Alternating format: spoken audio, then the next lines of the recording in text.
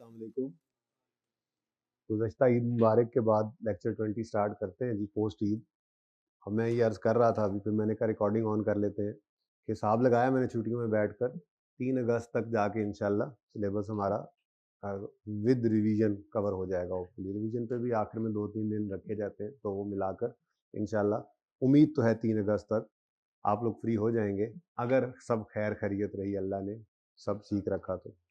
अच्छा जी, ईद से पहले हमने कंपोनेंट्स ऑफ कॉस्ट, अगर एक एसिड के डिफरेंट कंपोनेंट्स हैं, उनकी अलग से कॉस्ट, अलग लाइफ है, तो उसके बारे में डिस्कशन की थी कि उसके लिए हमने क्या करना है। I16 कर रहे थे, याद है? प्रॉपर्टी प्लांट इक्विपमेंट है, नोट बनाते थे, याद आ रहा है? अच्छा, कुछ कुछ याद आ रहा है। 3 नोट के सवाल मैंने करवाए थे पास पेपर क्वेश्चन बैंक के।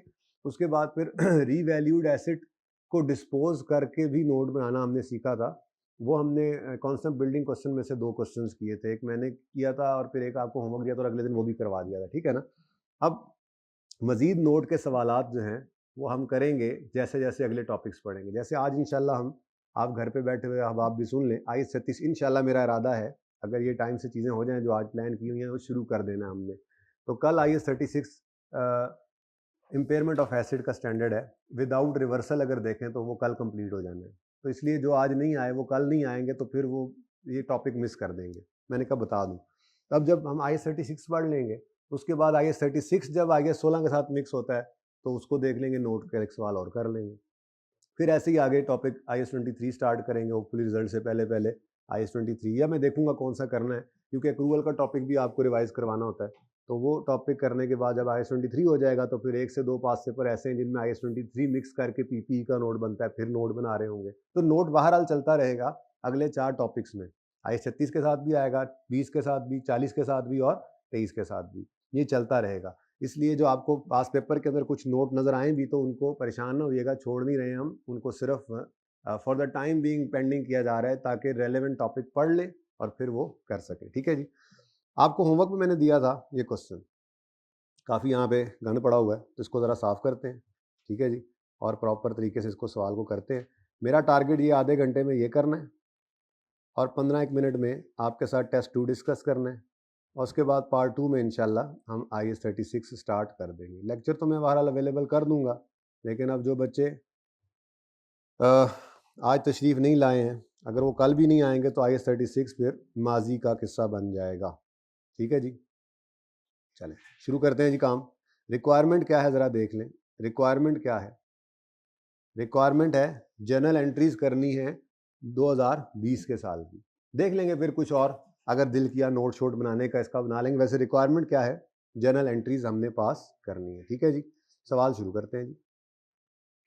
2020 की जर्नल एंट्रीज करनी है, 2020 की जर्नल एंट्रीज करनी है। Sputnik sea limited runs a cruise business across समंदर्स, following information respect of one of SSL's cruise ship is available, ठीक है। कई सारी क्रूज शिप्स होंगी, एक की इंफॉर्मेशन ही है। SSL bought a cruise ship on जक्कम March 2018। After completing all the required formalities, को नाम नूम कराना होगा, को पेंट पूंट करा के अपना नाम लिखना होगा, जो भी था बहरहाल तैयारी शैयारी करते हुए, फॉर्मेलिटीज जो रिक्वायर्ड थी वो पूरी करते हुए, शिप रेडी टू सेल किस दिन हुई? इसका मतलब मेरे लिए ये रेलेवेंट नहीं है, मैं इस दिन से काम शुरू कर दूंगा, ठीक है। इस दिन से मैं एडिशन को रिकॉर्ड करके इस दिन से इसको डेप्रिशिएट करूंगा, क्योंकि जब एसेट रेडी टू यूज होता है तो हम उस दिन से डेप्रिशिएट करते हैं, ठीक है। Details regarding components of ship are as under. अब कंपोनेंट्स ऑफ कॉस्ट वाला एक सवाल सिर्फ हमने किया था क्लास के अंदर, अब वो कॉस्ट मॉडल वाला था, सवाल में रिवैल्यूएशन मॉडल वाला वही आ गया पर्चे में। तो कैसे टैकल करना है वो देखना है। मैंने इसी फॉर्मेट के ऊपर आपको वो सवाल भी करवाया था, हालांकि सोल्यूशन बहुत बेसिक तरीके से हुआ था, लेकिन मैं उसमें आपको ले आया था इसी के ऊपर। कंपोनेंट्स वर्किंग के अंदर अलग अलग लेके चलो, एक टोटल का कॉलम रखो, एंट्रीज टोटल से करो, नोट टोटल से बनाओ, ठीक है। अच्छा SSL बॉट, अच्छा हो गया। Components of ship are as under, engine है, बॉडी है और ड्राई डॉकिंग। ड्राई डॉकिंग क्या है? हमें क्या कंपोनेंट है कॉस्ट का, होगी कोई चीज, ठीक है जी। अच्छा उसके बाद वो शायद वो शिप के साथ वो लगाते होंगे, जहां पर वहां पे शिप आके लगती है तो वो भी उसके साथ ही लग कर आता होगा। बहरहाल ये 3 कंपोनेंट्स हैं इस क्रूज शिप के अंदर, ठीक है। तीनों की कॉस्ट अलग अलग गिवन है, यूजफुल लाइफ अलग अलग गिवन है, और रेजिडुअल वैल्यू भी अलग अलग गिवन है, एक ही नहीं है। तो इसका मतलब तीनों की डेप्रिसिएशन अलग अलग होगी। जैसे आपको वो एंशिएंट वाटर था ना सवाल का नाम, वो जो एग्जांपल की थी जैसे उसमें करवाया था। अच्छा, उसके बाद वो कहता है अब ये 1 अप्रैल को 18 को इस्तेमाल होना शुरू होगी। ईयर एंड क्या है? शुक्र है 31 दिसंबर है, जरा आसानी हो जाती है हमें, है ना जी। तो 1 अप्रैल 18 को ये एसेट आया, ये शिप आई, और 1 अप्रैल 18 से 31 दिसंबर 18 तक 9 महीने ये 18 के साल में चली। 19 के साल में कुछ मामला हो गया, जनवरी फरवरी मार्च चल चुकी थी, अप्रैल भी 4 महीने। 5वें महीने के पहले दिन शिप सफर्ड एन हादसा विच डैमेज इट्स बॉडी। अब repair work took 2 months, repair work took 2 months and costed 26। भाई रिपेयर है, रिपेयर वैसे तो छोटी मोटी चीजें, मैं IS 36 शुरू कर रहा हूँ, इसका मतलब ये नहीं IS 16 खत्म हो गया। IS 16 में ना बहुत सारी चीजें हैं जो भी मैंने आपको साथ साथ पढ़ानी है, जैसे डिस्क्लोजर्स रीड करवाने हैं। आपने डिस्क्लोजर बनाना सीख लिया है, रीड नहीं किया।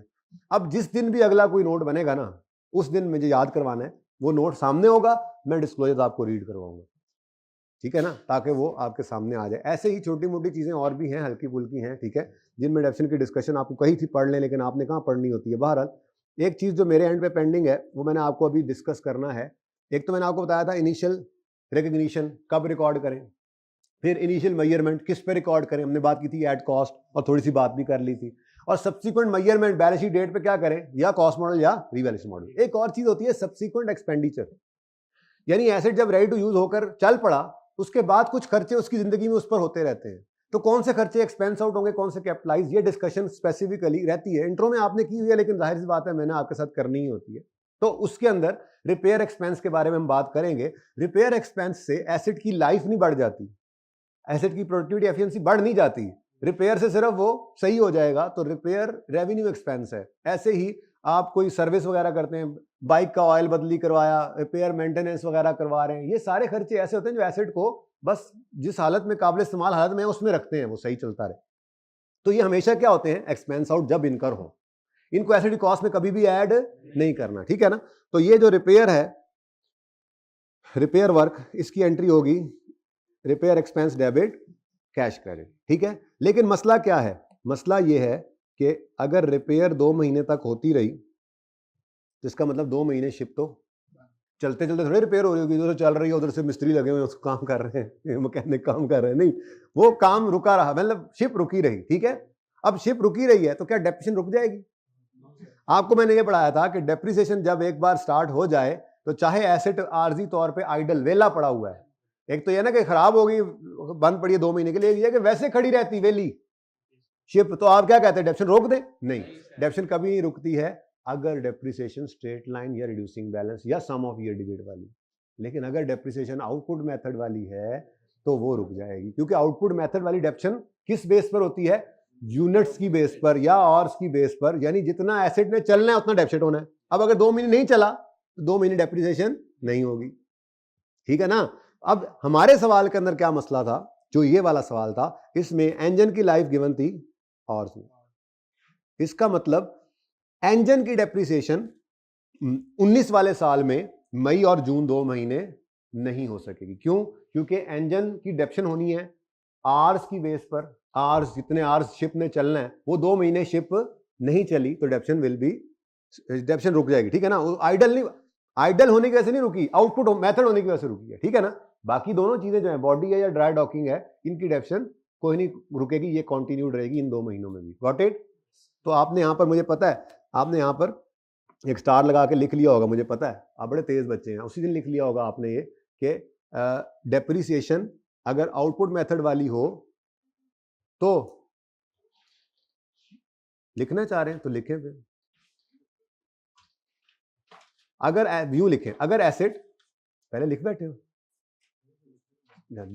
अगर एसेट आइडल हो, आइडल का मतलब क्या होता है, आर्जी तौर पे रुका हुआ हो, चल ना रहा हो, ठीक है ना। अगर एसेट आइडल हो तो सिर्फ आउटपुट मेथड वाली डेप्रिसिएशन रुकेगी।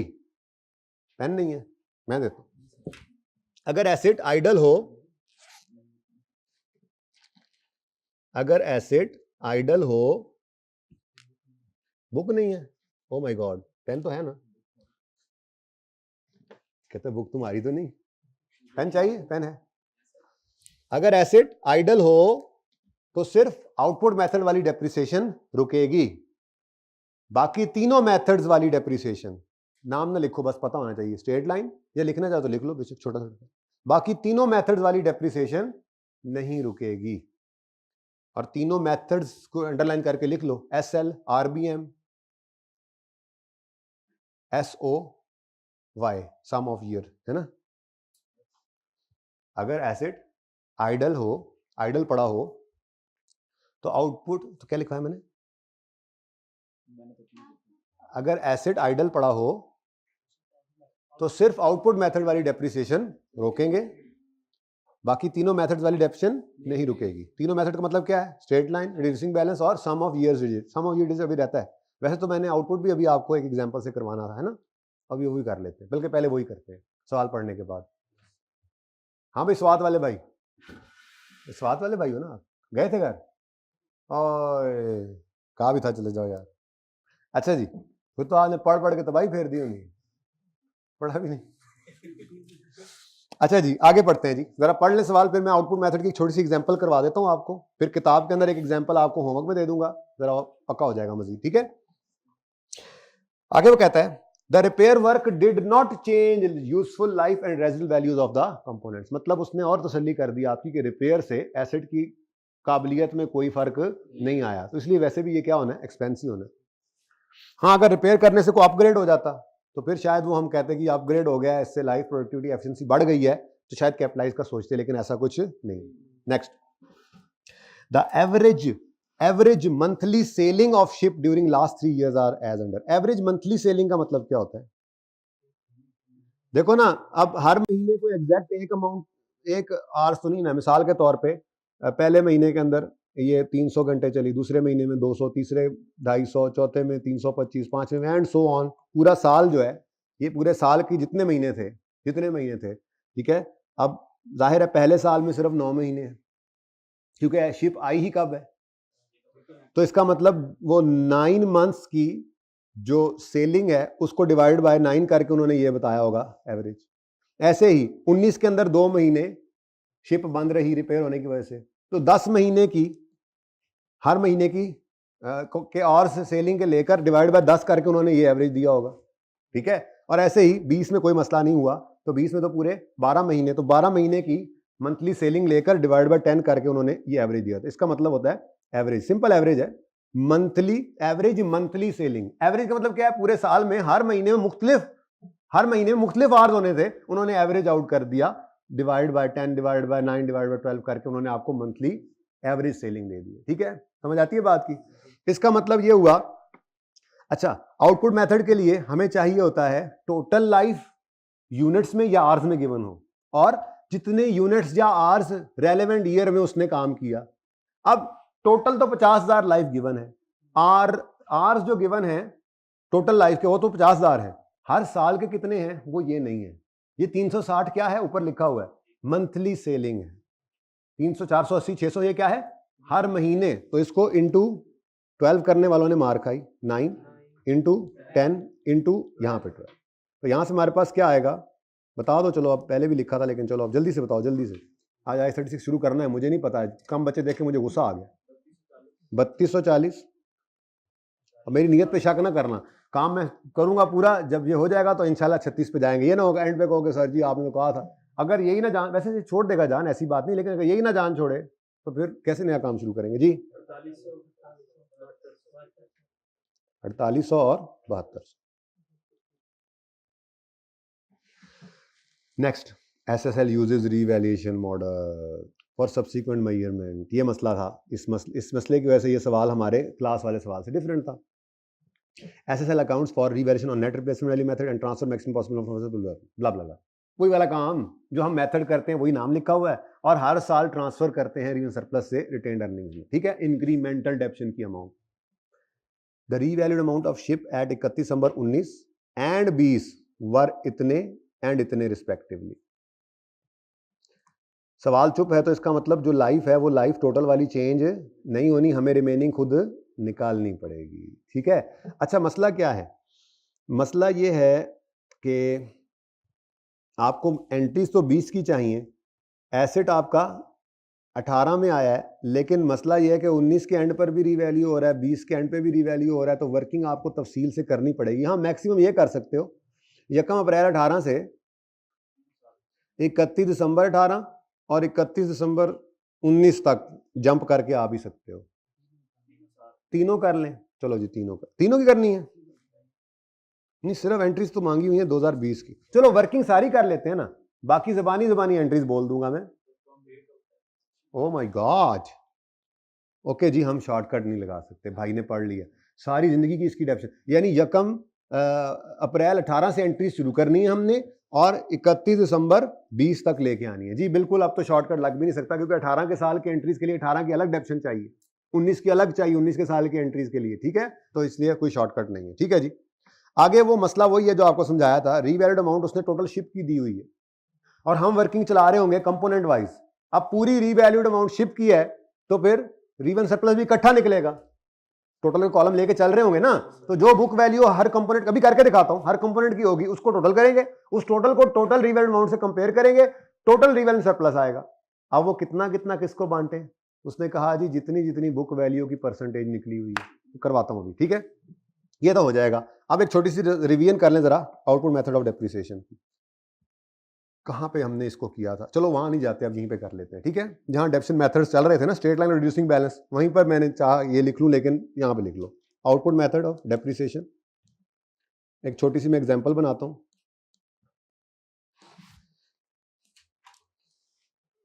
वैसे आपने किया हुआ है मुझे पता है, लेकिन फिर भी मेरी तसल्ली नहीं होगी। वैसे पास पेपर 4 भी पेंडिंग है हमारा डिस्कशन से, याद है आपको? जो पेंडिंग है ना वो लिख के रखा करो कहीं पे, छोड़ना नहीं जब तक मैं वो करवाना दूं, घर नहीं जाने देना मुझे एंड पे। हाँ, उसमें भी आउटपुट मेथड यूज हुआ है, तो अभी यहां पे रिवाइज हो जाएगा तो वहां पर अप्लाई भी कर लेंगे। एक एग्जांपल बनाता हूं। आउटपुट मेथड के डिफरेंट नेम्स हैं। आउटपुट मेथड को यूजेज मेथड भी कहा जाता है, आर्स मेथड भी कहा जाता है, यूनिट्स मेथड भी, इस तरह से डिफरेंट नाम है, मैं लिख देता हूं इसको। आउटपुट मेथड को यूजेज मेथड भी कहा जाता है, mileage method, hours method. Output तो पहले ही लिखा हुआ है, मतलब यूज के हिसाब से, एसिड जितना यूज हो, एसिड यूज होगा, यूज गिवन हो यूनिट्स की फॉर्म में कि एसिड ने अपनी सारी जिंदगी में इतने यूनिट्स बनाने हैं, या आर्स की फॉर्म में कि सारी जिंदगी में इतने घंटे चलना है, हमारे सवाल के जैसा। मैं यूनिट्स वाला यहाँ पे एग्जांपल बनाता हूँ, आर्स वाली सामने आ गई। ऐसे ही गाड़ी शाड़ी है, माइल्स की फॉर्म में भी जिंदगी दी हो सकती है कि जी ये जो गाड़ी है ये सारी जिंदगी जो है वो 2 लाख मील चलेगी, तो माइल्स में दे दे, आर्स में दे दे, आउटपुट यानी यूनिट्स के अंदर दे दे, ठीक है। ये आउटपुट मेथड की डेप्रिसिएशन होती है, ठीक है। एग्जांपल बनाते हैं। कॉस्ट एसिड की है, यकम जनवरी 2020 को हमने खरीदा 500 रुपये, ठीक है। कम तो नहीं है, 5000 कर लो, इससे ज़्यादा नहीं, 500 भी काफ़ी था वैसे, कॉन्सेप्ट ही लेना। उसके बाद total expected output in whole life of asset. ऐसे तो अंग्रेजी नहीं लिखी होती, लेकिन मैं ज़रा सिंपल करके लिख रहा हूँ चीज़ें, ठीक है। इन होल लाइफ, ये जनाब मिसाल के तौर पे हमने ये 50 यूनिट्स, ये हमारा ये प्लांट है, ठीक है, ये टैंक बनाएगा, 50 टैंक अपनी सारी ज़िंदगी के अंदर बना सकता है, ठीक है। पहली बात होगी। दूसरी बात होगी, तीसरी बात, डिटेल ऑफ आउटपुट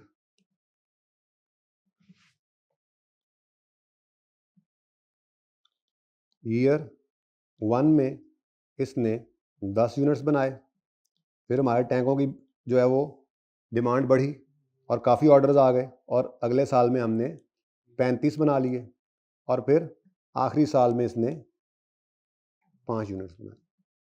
ये मैंने इसलिए इस तरह से किया है, टोटल 50 हो गया, ठीक है ना। ये मैंने इसलिए किया इस तरह से कि आपको मैंने कहा था स्टैंडर्ड की जो गाइडेंस है ना डेप्रिसिएशन मेथड सेलेक्ट करने की, वो क्या है, पैटर्न ऑफ बेनिफिट के साथ डेप्रिसिएशन एक्सपेंस को मैच कराओ। मैंने कहा था अगर आपको एसिड से हर साल बराबर फायदा आना है तो डेप्रिसिएशन एक्सपेंस वो डेप्रिसिएशन मेथड वो लगाओ जिससे डेप्रिसिएशन एक्सपेंस हर साल बराबर आए। हमने कहा था वो तो स्ट्रेट लाइन है। अगर हर साल फायदा कम होता जाना है तो वो मेथड लगाओ जिसमें डेप्शन हर साल कम हो। हमने कहा था वो कौन सा मेथड है? Reducing balance. ये सिचुएशन देखो, क्या हर साल बराबर फायदा है? पहले साल कम यूनिट्स है, फिर ज्यादा है, फिर कम। ना हर साल बराबर है, ना पहले साल ज्यादा और फिर कम हो रहा है, तो ना स्ट्रेट लाइन लगा सकते हैं इस पे, ना रिड्यूसिंग बैलेंस। तो यहाँ पे हमने कौन सा मेथड लगाना है फिर? तो डेप्रिसिएशन एक्सपेंस है, रिक्वायरमेंट, रेजिडुअल वैल्यू भी डाल दो। रेजिडुअल वैल्यू सवाल के अंदर गिवन है जी, 100 रुपए कर लें, ठीक है। अब रिक्वायरमेंट है, डेप्रिसिएशन एक्सपेंस निकालना है,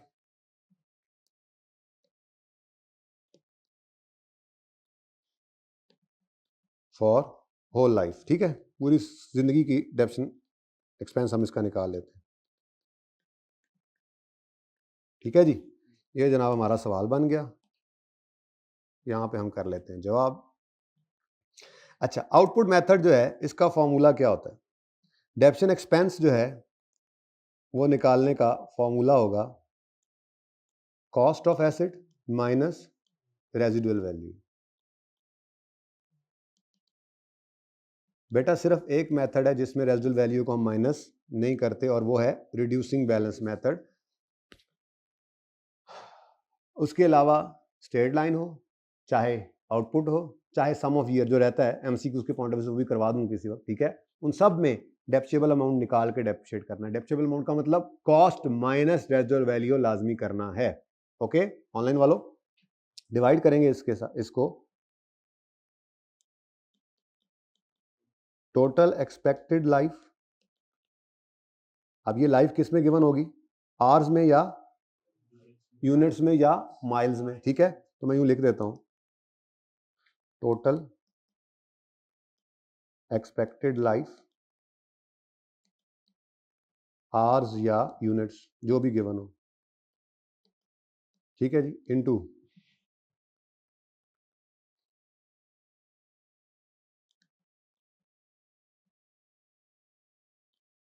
आवर्स या यूनिट्स इन रेलेवेंट ईयर। बहुत सिंपल।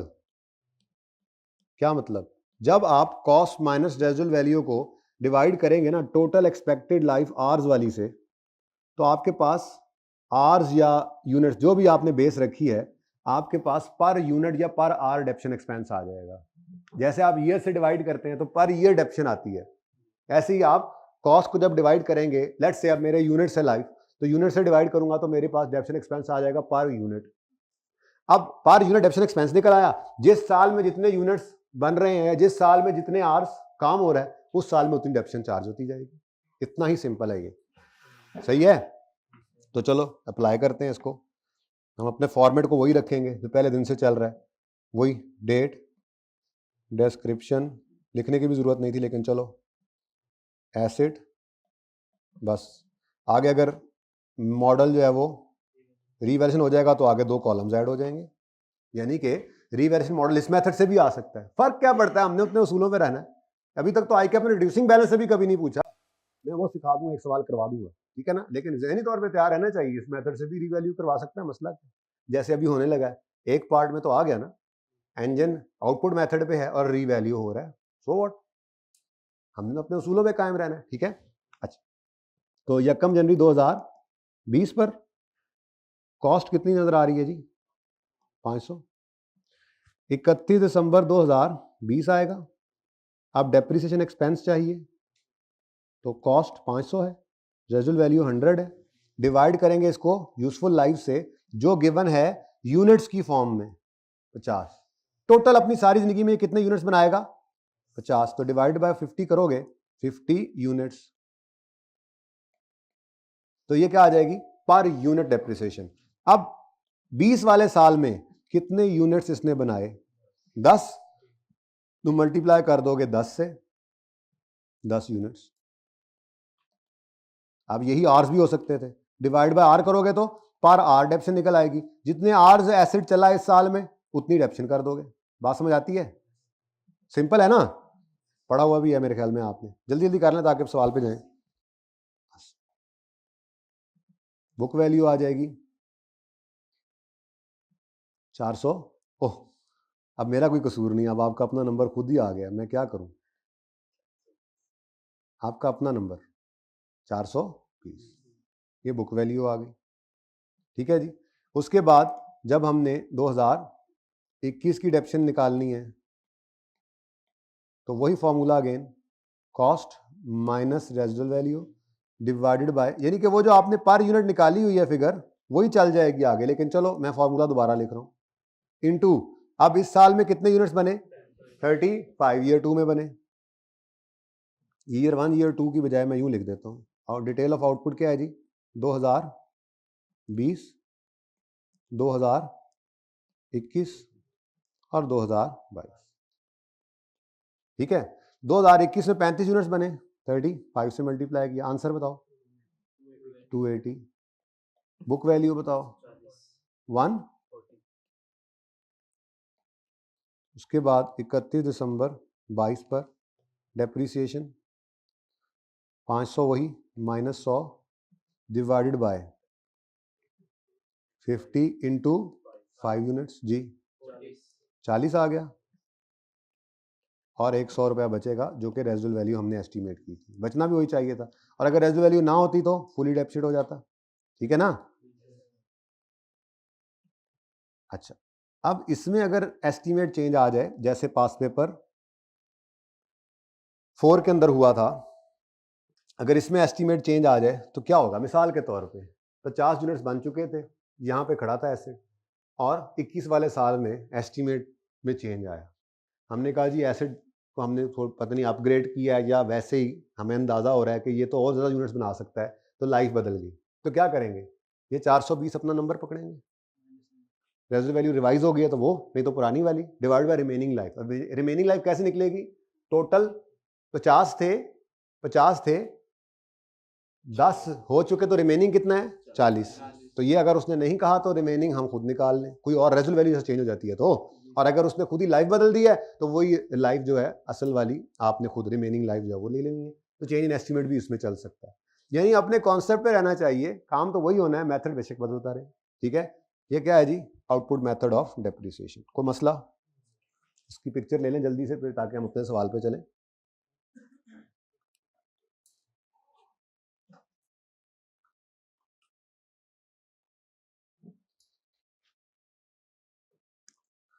जी समझ आती है? चलें आगे, चलें ये अपने सवाल पे आते हैं। हाँ जी, हम ये सवाल कर रहे थे। अब भाई इस सवाल के अंदर ये मैंने इसलिए आपको रिवाइज करवा दिया कि थोड़ा सा आपको ज़रा आउटपुट मेथड ज़रा दिमाग में दोबारा आ जाए। तो अपनी वर्किंग करते हैं, 3 कंपोनेंट्स है तो 3 कंपोनेंट्स को लेकर चलेंगे, डेप्शन एक्सपेंस निकाल लेते हैं। ठीक है, और ये वाले सही हैं? अच्छा, जज़ाकल्लाह। और फिर एक टोटल का कॉलम भी रख लेंगे। ठीक है, तो इसी तरह से डेट, बस यही काम करना है, ये डेट, डिस्क्रिप्शन, उसके बाद आगे एसेट नहीं, इंजन, आगे क्या है? बॉडी और ड्राई डॉकिंग, और फिर चौथा कॉलम टोटल का कर लेंगे। ठीक है, अब टोटल का कॉलम आपने समझना है वो वाला कॉलम जो इस तरह से हमारा होता था एसेट वाला, उसके आगे फिर सरप्लस और पीएनएल वो इस तरह से रखना है, यानी कि ये समझो वर्किंग की वो इस वर्किंग मेन एसेट टोटल वाले ही उठाएंगे कंपैरिजन के लिए, एंट्रीज के लिए, जैसे आपको सिखाया था। ठीक है ना? तो ये जरा क्योंकि कंपोनेंट्स इसलिए तोड़ के जरा लिख लेंगे पहले, असल में एंट्रीज हम बाहर टोटल से ही करेंगे, इसी से फायदा होगा। ठीक है, और रीवैल्यूएशन वगैरह भी टोटल से ही करेंगे, ये भी हम करके देख लेते हैं। ठीक है, तो वर्किंग नंबर रिक्वायरमेंट तो जनरल एंट्रीज है ना, तो वर्किंग 1 हम यहाँ पे कर लेते हैं जी। क्वेश्चन नंबर कौन सा है? क्या सर? ऑटम स्प्रिंग कौन सा है? स्प्रिंग, स्प्रिंग 21 स्पटनिक, जरा नाम लिख लेते हैं, जरा निशानी रहेगी कि ये सवाल हो गया। ठीक है जी, ओके। अच्छा जी, अब रिक्वायरमेंट क्या है? जर्नल एंट्रीज करनी है, और आपको पता है रीवैल्यूड एसेट हो, रीवैल्यूएशन हो रही है, जर्नल एंट्रीज करनी हो, चाहे नोट बनाना हो, working is a must. Working के बगैर काम, रीवर्किंग पहले दिन से कर रहे हैं, ये काम कर लेते हैं, उसके बाद जो रिक्वायरमेंट हो हम वही पूरी कर लेते होते हैं। ठीक है, तो वर्किंग नंबर 1, डेट,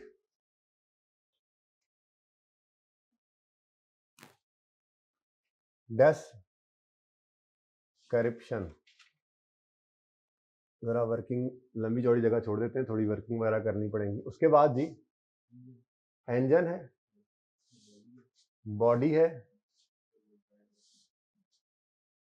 ऐसे ज़रा सोल्यूशन पे नज़र मारो, 1000 में सवाल है या सोल्यूशन वैसे नज़र मार लो ताकि उस जैसा हो जाए, ताकि मैच हो जाए ना फिर बाद में।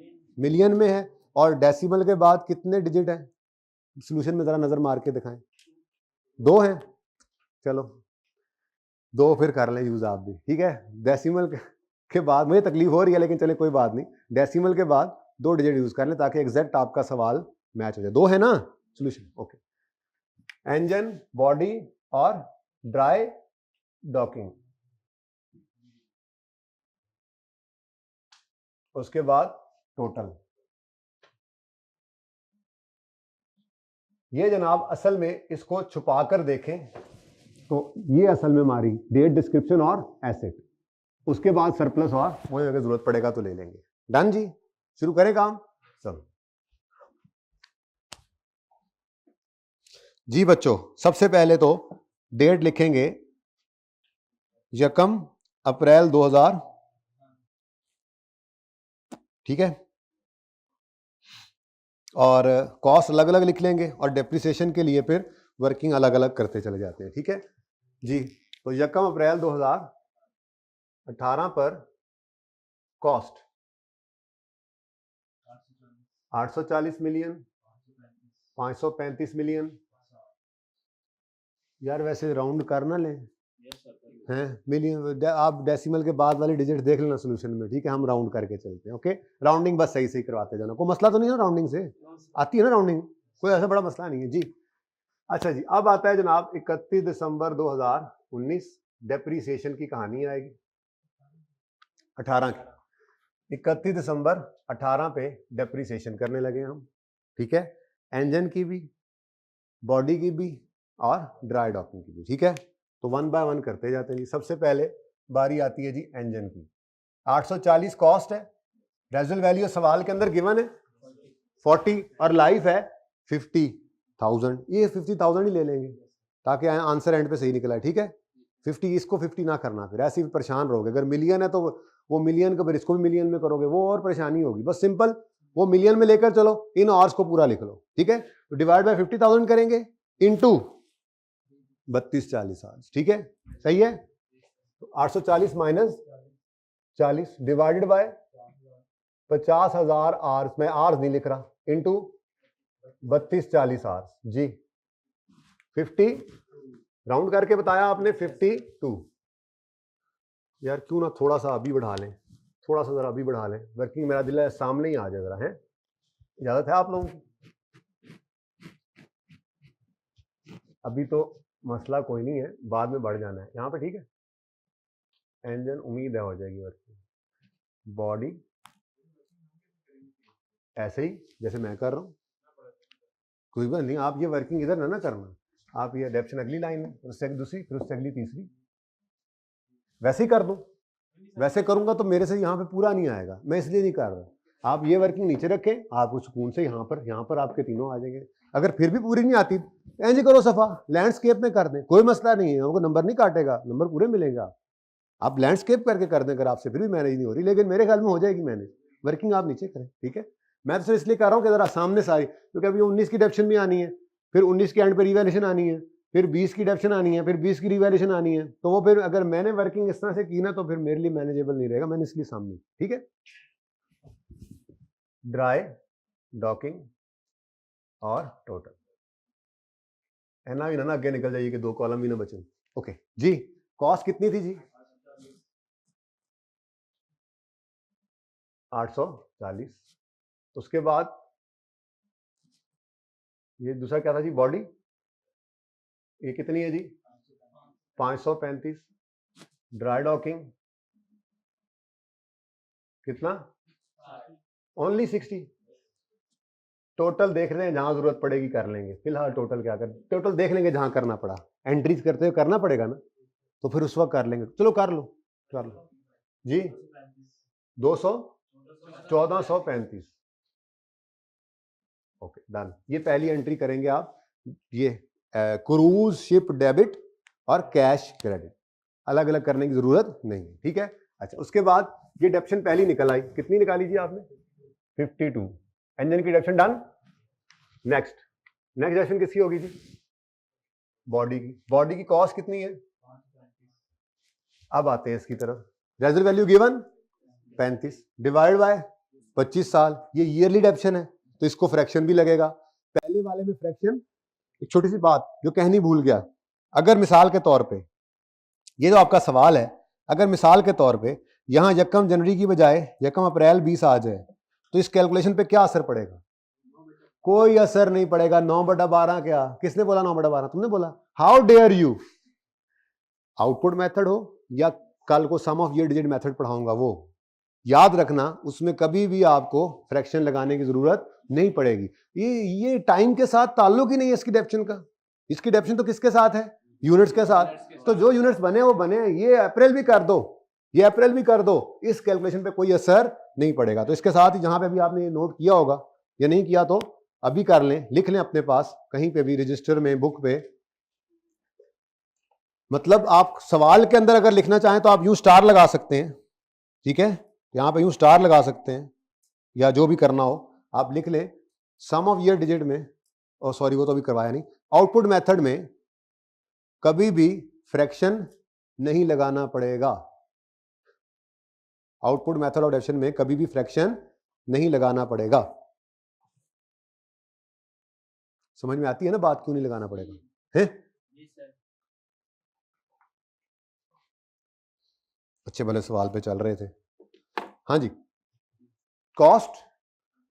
अच्छा, ये अब ये चूंकि खामोश है सवाल, तो स्ट्रेट लाइन मेथड लगाएंगे ना। स्ट्रेट लाइन मेथड में ईयर से डिवाइड करेंगे। ईयर से डिवाइड करेंगे तो अब ये पर यूनिट डेप्शन नहीं है कि जितने यूनिट्स बने हैं उससे मल्टीप्लाई करें तो कहानी खत्म। पर ईयर डेप्रिसिएशन आई है, पूरे साल की डेप्शन आएगी। हमने पूरा साल तो इसको इस्तेमाल ही नहीं किया, तो 9/12 करना पड़ेगा, ठीक है। तो 535 माइनस 35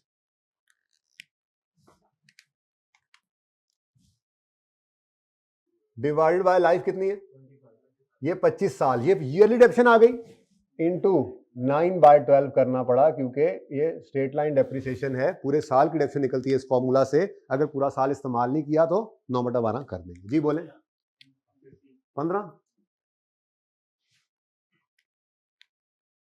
ठीक है, सही है। अगला रह गया जी ड्राई डॉकिंग। 60 है माइनस 0 डिवाइड बाय 5 इंटू 9/12 कितना है जी? 60 माइनस 0 कर रहा हूं, चलो सारा चल रहा था तो इसको भी लिख देते हैं। डिवाइड बाय 5 ईयर्स इंटू 9/12 जी। थोड़ा सा इसको 52 था, ये 15 था और ये 9। डन जी। अच्छा, अब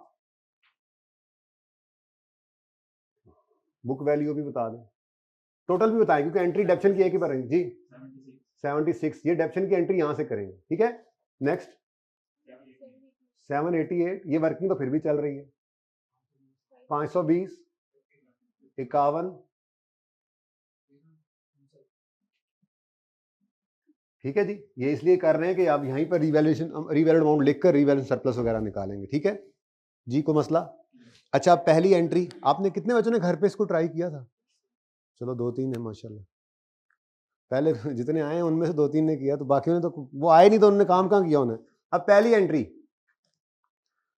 एंट्री ये यकम अप्रैल 18 को आपकी एंट्री होगी ये cruise ship debit cash credit, ठीक है। दूसरी एंट्री होगी ये depreciation expense debit cruise ship की accumulation credit, accumulation cruise ship credit. बस ये 2 एंट्रीज हैं 18 की, ठीक है। मैं ये करता हूं, सॉल्यूशन में एंट्रीज खोल के रख लेते हैं ताकि साथ साथ, ठीक है। अच्छा सोचो, वो ऐसी सोच रहा था, आप नहीं सोचना। कौन सा सवाल है ये? नंबर ये रहा। बस 1 बाय 1 एंट्रीज देखनी है जितनी होती जाए, ठीक है जी। यकम मार्च, ये डेट गलत लिखी है, यकम अप्रैल कर दें, ठीक है। डेप्शन सही निकली होगी, इसको सही कर लें जी। सोल्यूशन में इसको यकम अप्रैल कर लें, ये यकम अप्रैल को। यकम मार्च को फिर आप कहेंगे क्या होगा, यकम मार्च को आप CWIP कर देना यार। अगर असल ईयर एंड बीच में ना आए तो मसला ही कोई नहीं है। ईयर एंड बीच में नहीं आया, यकम मार्च को आप capital working progress cruise ship रखें, कैश क्रेडिट कर दें। यकम अप्रैल को फिर क्रूज शिप डेबिट करके CWIP क्रेडिट कर दें। तो ये दो एंट्रीज अलग अलग करने की बजाय आप यकम अप्रैल को ही कर लें, अगर हमारे साल में ही हो रहा है। इसको आप यूं भी कर सकते थे, यकम मार्च 18 आपकी शिप आई है जी, मिसाल के तौर पे पेंट शेंट होना है या जो भी होना है, तो आपने उस दिन एंट्री पास कर ली, capital work in progress of cruise ship debit और कैश क्रेडिट, जो भी अमाउंट थी 1435 थी ना, डन जी। उसके बाद फिर यकम अप्रैल को रेडी टू यूज हो गई, तो फिर उस दिन आपने क्रूज शिप डेबिट करके और capital work in progress of cruise ship credit कर दिया इसी अमाउंट से 1435। अब मसला क्या है? मसला ये है कि ये दोनों काम हमारे साल में ही हो रहे हैं, तो CWIP डेबिट करके CWIP क्रेडिट करने की बजाय डायरेक्ट ये एंट्री कर दो, CWIP क्रूज शिप डेबिट और कैश क्रेडिट, और कर किस दिन लो? यकम अप्रैल को, काम चल जाएगा, कोई मसला नहीं है। और अगर किसी को तकलीफ हो कि नहीं जी यकम मार्च की एंट्री भी करनी है और अप्रैल की भी करनी है, तो फिर उसकी ये दो एंट्रीज होंगी, वो फिर दो एंट्रीज करेगा, ठीक है, सही है ना। पहली CWIP में रख लो और फिर उसको ट्रांसफर कर लो PPE के अंदर, ओके। तो इन दोनों की बजाय एक एंट्री हुई है, हाँ इसकी डेट यकम अप्रैल कर लो। यहाँ वर्किंग में भी मेरे ख्याल में फिर यकम मार्च ही होगा, ये यकम अप्रैल कर लो, ठीक है। डेप्शन सही निकली होगी, लेकिन ये शायद यकम मार्च लिखा होगा, सही कर लिया। अच्छा चले वापस आए जी। पहली entry CWIP debit, CWIP debit और सॉरी क्रूज शिप डेबिट और बैंक क्रेडिट, और फिर डेप्शन एक्सपेंस 76 हमने निकाला है, राउंड किया हुआ है ना, तो 76 राउंडिंग से, ठीक है जी, एंट्री ये होगी, डन जी। चलें वापस आए। अब start of the year revaluation नहीं है, ईयर एंड पे रिवैल्यूएशन है, इसका मतलब मई 19 पे भी आना है। अच्छा मेरे ख्याल से इस दिन की बुक वैल्यू हमें चाहिए ही नहीं थी, क्या ख्याल है? तो एक स्टेप ये भी बच सकता है, ये बुक वैल्यू जो आपने निकाली है ना निकालें। क्या 31/18 पे रीवैल्यू हो रहा है? मैंने निकाल दी ना एक बार, आपने वर्किंग में निकाल लिया, बहुत अच्छी बात है, बहुत अच्छा किया आपने, क्योंकि मैं कह रहा हूं कि अगर आप इसको ना भी निकालें तो काम चलेगा। क्यों? क्योंकि हमने 18 की शाम को बुक वैल्यू को कंपेयर करना ही नहीं है रीवैल्यूड अमाउंट से, 19 की शाम को करना है ना, तो वहां पे निकाल लेंगे। तो इसका मतलब एक स्टेप ये भी बच सकता था, टोटल करने से बच सकते थे, 31 दिसंबर 18 की बजाय 19 पर बुक वैल्यू निकालने। बाकी जिसने लिख लिया अच्छा किया है, कोई बात नहीं, तो एक स्टेप आगे चला जाए, मैंने जरा जगह बचा ली, ओके जी। तो 31 दिसंबर 19 पर, अब 19 के साल की डेप्शन करनी है, पहले डेप्शिएट करके इसको लाएंगे 31 दिसंबर 19 पर, फिर रिवैल्यू करेंगे, यही सीखा था, यही सीखा था, ओके। तो डेप्रिसिएशन अब 19 की है तो बताओ जी, फॉर्मूला वही है ना आउटपुट का, मैंने बताया अभी आपको यही तो रिवाइज करवाया है, कॉस्ट माइनस रेजिडुअल वैल्यू वैसे ही होना है, cost minus residual value divided by useful life 50,000 hours है, इनटू अब दिसंबर वाले 19 वाले साल में आवर्स कितने निकाले? 48। यहां पे गलती बच्चे कर सकते थे, हो सकता है वो 12 कर जाते मंथली सेलिंग की वजह से, हालांकि 2 महीने ये शिप बंद रही, रिपेयर होती रही थी, ठीक है। बहरहाल 4800 जी, बताइए 70, तो बीच में मैंने बुक वैल्यू वाला काम स्किप कर दिया, जरा बचत कर ली, 77 की डेप्शन आ गई। ये एंट्री तो डेप्शन की करनी है ना, बुक क्लोजिंग की थोड़ी कोई एंट्री होती है।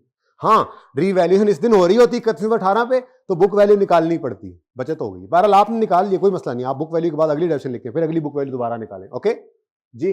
उसके बाद 535 माइनस 53 डिवाइड बाय 25 इंटू, अब पूरा साल है, कोई फ्रैक्शन नहीं लगेगा, 20, 53 नहीं है, कितना है? 35 है, वाह वाह, ट्रांसपोजिशन एरर, करेक्शन एरर में पढ़ाना है इंशाल्लाह आप। 35 जी, 30, 20, ठीक, ओके।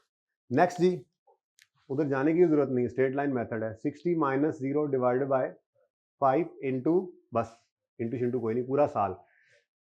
ये स्ट्रेट लाइन या रिड्यूसिंग बैलेंस वाली डेप्शन जो है, एसिड चाहे आइडल भी पड़ा हुआ है, इसने नहीं रुकना, ठीक है ना, वो मैंने आपको रूल पहले लिखवा दिया, ओके। तो इसके 10 महीने की डेप्शन आई है, देखा जाए तो सेलिंग लिए ना मंथली, 10 महीने लिए थे, लेकिन यहां पे कोई मंथ्स नहीं लिए। ये समझ आती है बात बेटा? आपको ये बात समझ आई?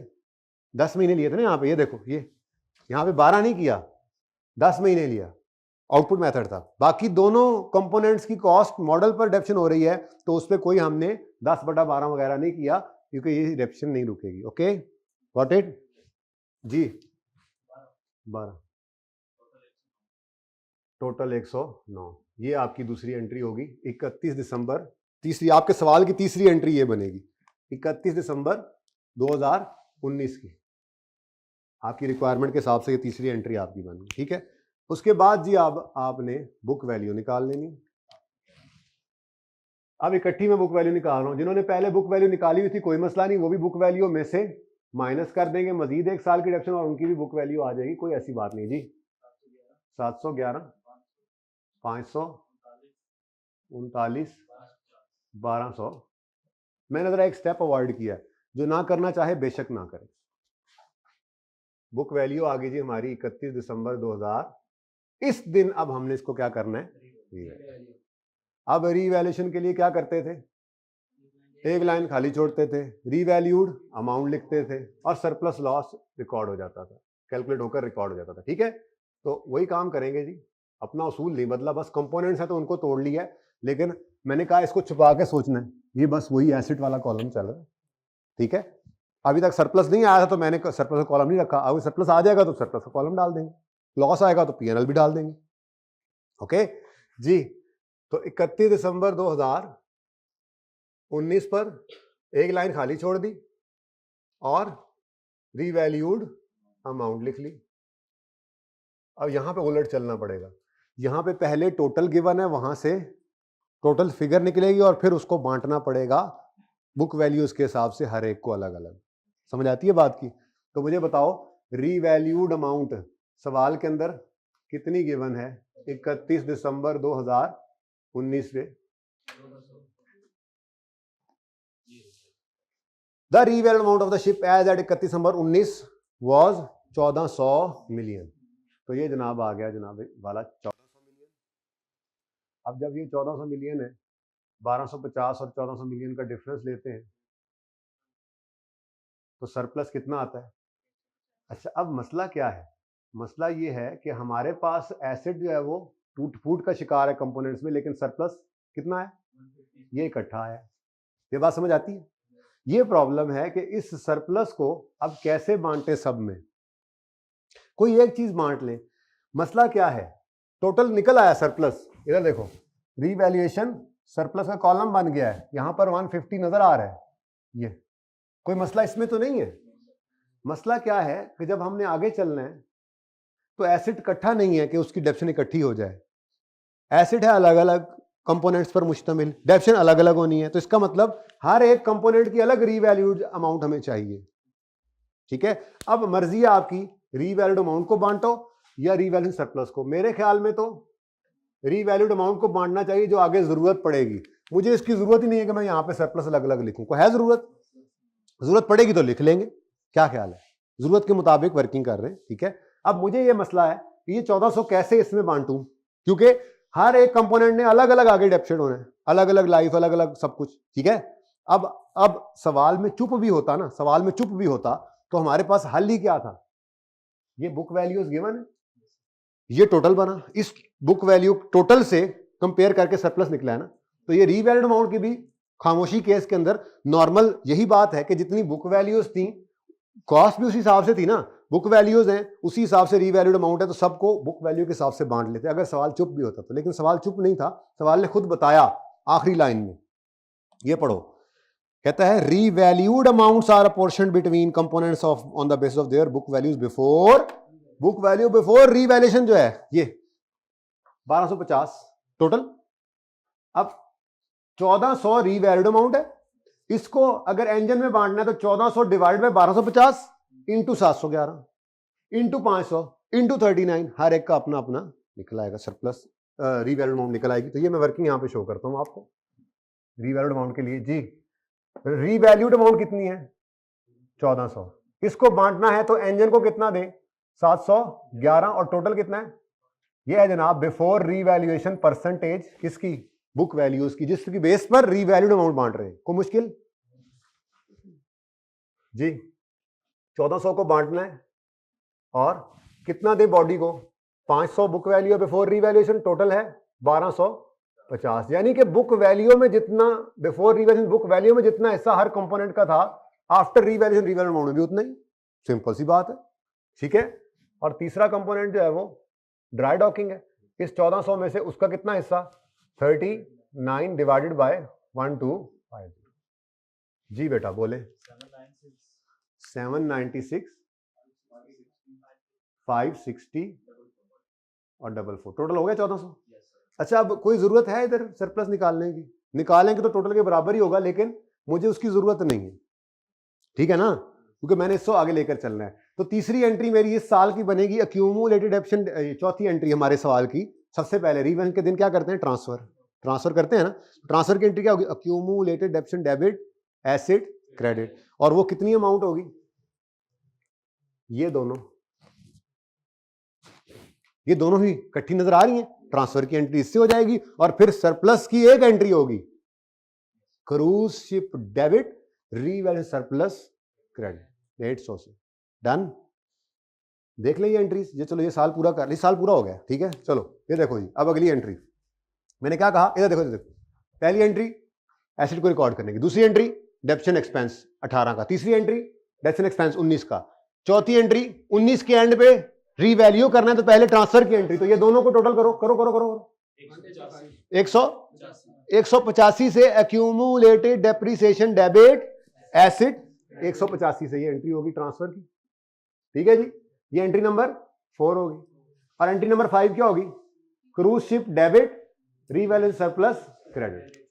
अब ये मैंने चौथी और पांचवी एंट्री आपको दिखानी है, ठीक है। तो चौथी एंट्री अक्यूमुलेटेड डेप्रिसिएशन डेबिट, ओ सॉरी बीच में एक रिपेयर वाली एंट्री, चलो वो बाद में देख लेते हैं, अब निकल गया तो निकल गया, ठीक है।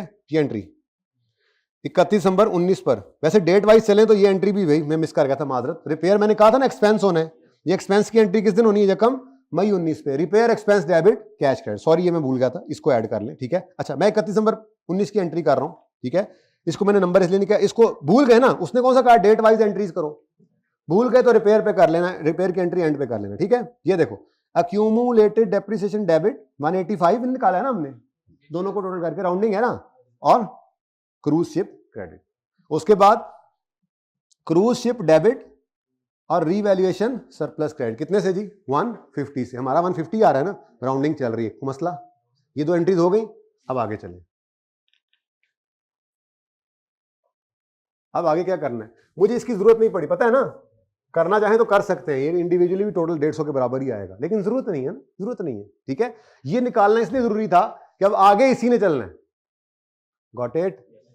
अच्छा जी, अब 19 का साल गुजर गया, अब डेप्रिसिएशन हमने करनी है, तो डेप्रिसिएशन के लिए क्योंकि अब रीवैल्यू हो गया है, तो ये 840 अब रेलेवेंट नहीं रहा। अब लेटेस्ट रीवैल्यूड अमाउंट उठाएंगे, वो कितनी है, ये 796। तो 796 माइनस रेजिडुअल वैल्यू चेंज हुई है, सवाल ने नहीं बताया तो पुराने वाली ही उठा लेंगे, -40 डिवाइड किससे करेंगे, रिमेनिंग लाइफ से। और रिमेनिंग लाइफ निकालेंगे हम डेप्रिसिएशन आ जाएगी, बुक वैल्यू आ जाएगी, ये 19 से 20 है ना, और बस यहां तक हो जाएगा ना पूरा। मैं यहां पे बल्कि यहां कर लेते हैं, वर्किंग नंबर 2 कर लें या 1.1 कर लें, ठीक है। यहां पे हम निकालने लगे हैं जी रिमेनिंग लाइफ। कौन कौन है जी हमारे पास, एंजीने है, एंजीने, फिर बॉडी है, और ड्राई डॉकिंग, ठीक है। ओरिजिनल लाइफ 50,000 आवर्स थी, बोलो लाइफ पास्ड, अब आपको सामने नजर आ रहा है कितनी लाइफ पास हुई है, 3240 जमा 4800, 3240 जमा 4800 टोटल। 50,000 में से ये माइनस करो, कितना आता है,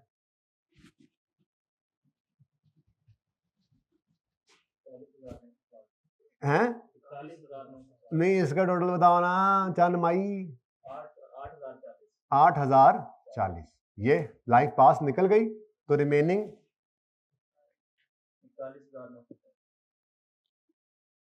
41,900 ये रिमेनिंग लाइफ है जी। किस दिन खड़े होकर निकाली है ये रिमेनिंग लाइफ? किस दिन खड़े होकर निकाली है? 31 दिसंबर 19 पे खड़े होकर निकाली है, तभी तो 31 दिसंबर 19 तक की लाइफ माइनस की है। रिवैल्यूएशन के दिन खड़े होकर रिमेनिंग लाइफ निकालते हैं। डन। तो डिवाइड किया आपने 41,960 से, और ये कहां से मिला आपको? वर्किंग 2 में जी, ये ठीक है। अब मल्टीप्लाई किससे करेंगे? जो इस साल काम किया, वो कितना काम हुआ है? 7200 घंटे। कितना जी? 7200 घंटे। तो इंटू 7200, समझ आई है? 7200 आवर्स जी। आंसर बताएं। 130।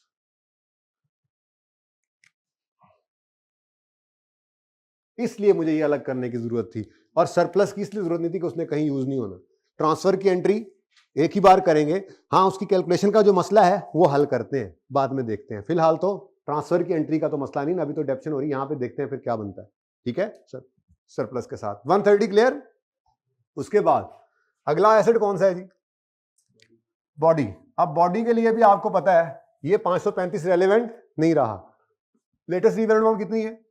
560, यही है ना?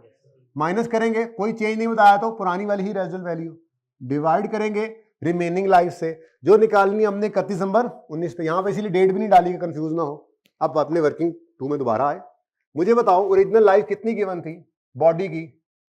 25। अब ये 1 अप्रैल 18 को आया था ऐसे, 9 महीने और फिर पूरा साल, यानी कि 9/12 कैलकुलेटर पे लिख लिया करो ना, +1 कितना आता है? 1.75 ईयर्स। तो ठीक है ना, तो ये मैं डायरेक्ट लिख रहा हूं 1.75 ईयर्स पास हो गए, तो रिमेनिंग, इसको नहीं राउंड करना, हाँ आंसर को राउंड करते रहना, ये ईयर्स आ गए 23.2। ठीक है, तो 23.25 ईयर्स कहां से मिला जी? वर्किंग 2 से जी, मिल गया जी। बोलो अगली बात, बट्टे बुट्टे कोई नहीं लगाने, मैंने समझाया था आपको, याद है कि ईयर्स, इसका मतलब ये नहीं है कि कोई 6 महीने या 9 महीने की डेप्शन निकली पड़ी है। ये ईयर से डिवाइड किया तो ये ईयरली डेप्शन ही है, 23.25 ईयर्स। ठीक है, वर्किंग नंबर 2। तो बस डेप्शन का आंसर निकल आएगा। बोलो 23। पार्ट 2 शुरू करते हैं यार। 23। नेक्स्ट आखिरी रह गया जी, 60 अब रेलेवेंट नहीं है। 44 लेटेस्ट रीवैल्यूड अमाउंट 44 माइनस कोई नहीं बताया तो 0 ही है। रिमेनिंग लाइफ निकालनी पड़ेगी। ओरिजिनल लाइफ कितनी गिवन थी? 5 गिवन थी, और इसके भी 1.75 गुजर गए। बोलो, तो रिमेनिंग 3.25, तो डिवाइड बाय 3.25 ईयर्स वर्किंग 2 से। ठीक है जी, आंसर बताओ। 40। टोटल भी बता दो, क्योंकि एंट्री तो टोटल से ही करेंगे ना। 167। अच्छा, अब बुक वैल्यू निकालनी जरूरी है, क्योंकि अगेन ये एसेट क्या हो रहा है? रीवैल्यू हो रहा है। ठीक है ना, ये अभी फिगर नहीं निकली मेरे से, तो ये एंट्री नंबर भी एंड पे करते हैं, इसका मसला देखते हैं, इसका मसला क्या, कैसे हल करना है वो देख लेते हैं। ठीक है ना, जाहिर सी बात है आगे जब सरप्लस या लॉस की बुकिंग करनी है तो इसको तो देखना ही पड़ेगा, लेकिन कैसे देखना है बाद में देखते हैं। पहले जरा बुक वैल्यू निकलवा दो मुझे। ये 31 दिसंबर 20 की डेप्रीसिएशन थी, डेट नहीं लिखी थी मैंने। 31 दिसंबर 20 पर बुक वैल्यू कितनी आ रही है जी? 666, 537, 30, टोटल 1233। ये पता होगा तो ही सरप्लस या लॉस जब आएगा तो देखेंगे। अगर लॉस आता है तो पहले देखेगा कोई सरप्लस तो नहीं पड़ा हुआ, तो ये चाहिए मुझे, लेकिन फिलहाल यहां तक पहुंच गए। अब हाँ जी लगा देते हैं। अब एंट्री नंबर 6 यानी बीच में रिपेयर वाली डाल लें तो एंट्री नंबर 7 बनेगी, लेकिन मैंने कहा उसको छोड़ो। ठीक है ना, ये एंट्री बन रही है जनाब, depreciation expense debit, accumulated action credit कितने से जी? 167 से। देख लें जरा जाके,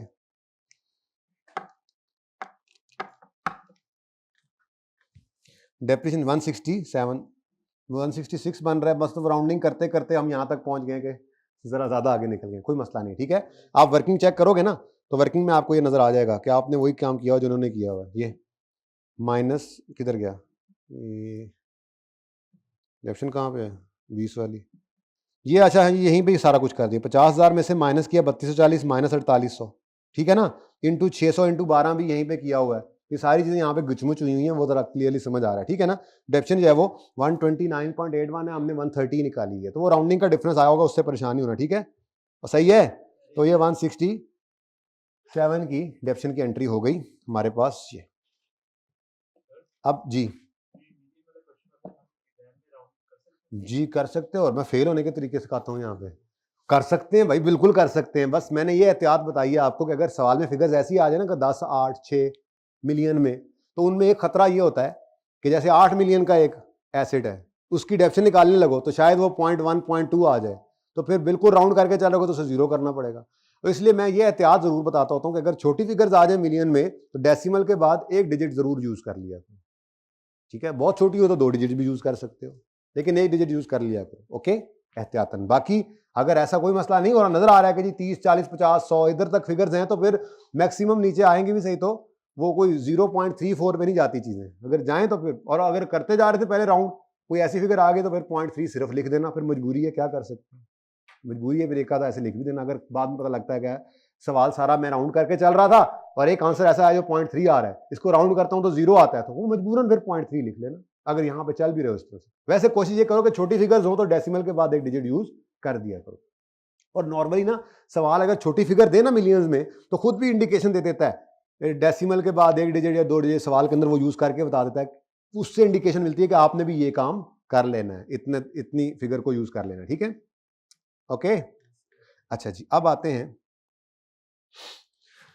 हाँ, अब आते हैं जी ट्रांसफर की एंट्री की तरफ। ट्रांसफर की एंट्री जो है वो होती है इंक्रीमेंटल डेप्रिसिएशन से। किससे जी?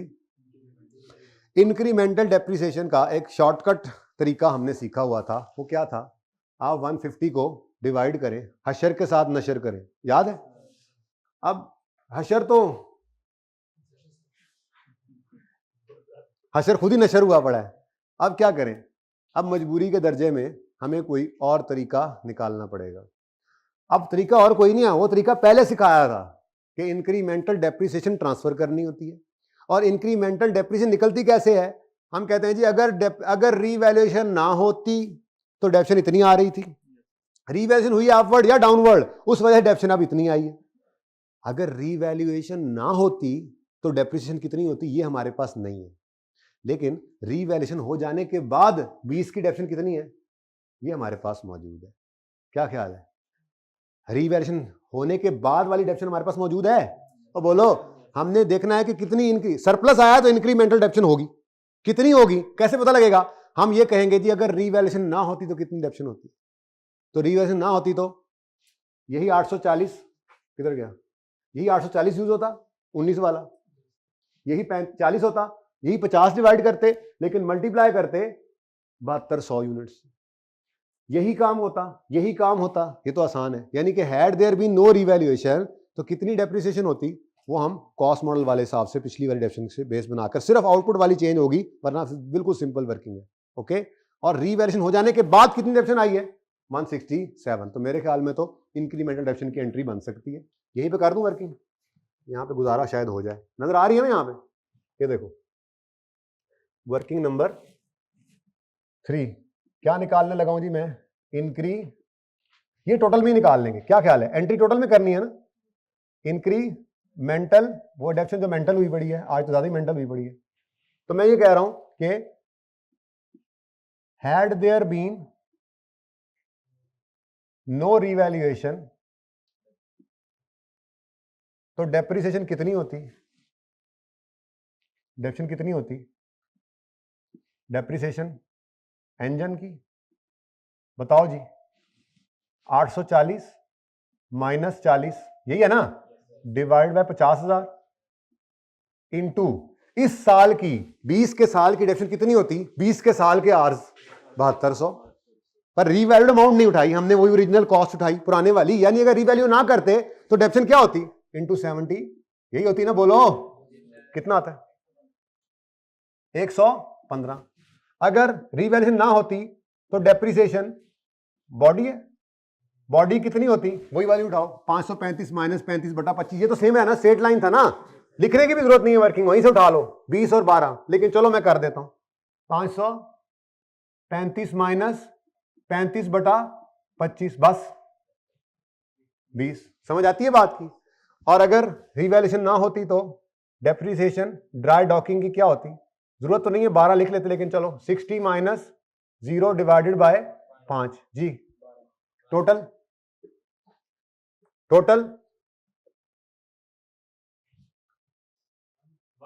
और यहीं बैठ के सुन लेते भाई 147। अब जगह भी छोड़ दी तुमने, अब क्या फायदा।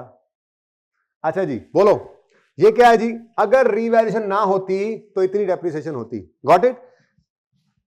डेप्रिसिएशन आफ्टर रिवैल्यूएशन कितनी है, ये मुझे वर्किंग नंबर 1 से रेडिली अवेलेबल है। रिवैल्यूएशन होने के बाद की डेप्रिसिएशन कितनी है, टोटल 167। अब देख के बताओ इंक्रीमेंटल कितनी है 20, ये इंक्रीमेंटल डेप्रिसिएशन है। एंड वालों नजर आ रहा है 20 नजर आ रहा है, इंक्रीमेंटल। ये थोड़ा सा ट्विस्ट था, अब किसी से ये फिगर नहीं निकली तो एक एंट्री गलत हुई है बस, फर्क क्या पड़ता है, बाकी तो सब सही है। ठीक है, यहां पे आके आपको भी समझ लग गई होगी ना 167 को कैसे करें हशर नशर। हशर वो अजीबो गरीब हुआ पड़ा है, तो फिर हमें बुनियादी बात याद आई कि ट्रांसफर क्या होती है, इंक्रीमेंटल डेप्रिसिएशन। इंक्रीमेंटल डेप्रिसिएशन किसे कहते हैं, अगर एसिड रीवैल्यू ना होता तो कितनी डेप्रिसिएशन होती, तो हमने निकाल ली। रीवैल्यू हुआ है तो कितनी डेप्रिसिएशन है, वो पहले निकली हुई थी, तो कितनी इंक्रीमेंटल है 20। इसकी एंट्री करेंगे 20, यहां पे नजर नहीं आता ना, entry number 7 accumulate sorry revaluation surplus debit नजर आता है, बिल्कुल सॉरी, रीवैल्यूएशन सरप्लस डेबिट कितने से 20 से, और रिटेन्ड अर्निंग्स क्रेडिट, ये एंट्री नंबर 7 है। ठीक है, अब वो राउंडिंग का डिफरेंस होगा, शायद 19 समथिंग लिखा होगा एंट्री में, जाके देखो ये 18 19 बस सही है, राउंडिंग चल रही है। वर्किंग 2 देख लें जाके, यही होगी। ये देखें, अगर रिवैल्यूएशन ना होती तो ये पुराने वाला काम, ठीक है, रिवैल्यूएशन हुई है तो ये वाली डेप्रिसिएशन वर्किंग से उठा ली हमने। ओके, तो राउंडिंग का डिफरेंस है बस, ठीक है, वो सवाल सही चल रहा है। ठीक है, तो ये एंट्री होगी जनाब revaluation surplus debit retained earnings credit. Done जी, डन। अब ये एसेट आ गया है रिवैल्यूएशन के दिन दोबारा, कितने पर 1233 पर, और ये कितने पे आ गया 130। एंट्री के लिए भी जरूरी था ये 20 निकालना, और अब जो सरप्लस आएगा या लॉस आएगा उसके लिए भी इसको देखना जरूरी होता है आगे चलने के लिए। ठीक है, पार्ट 2 शुरू करना है, करें।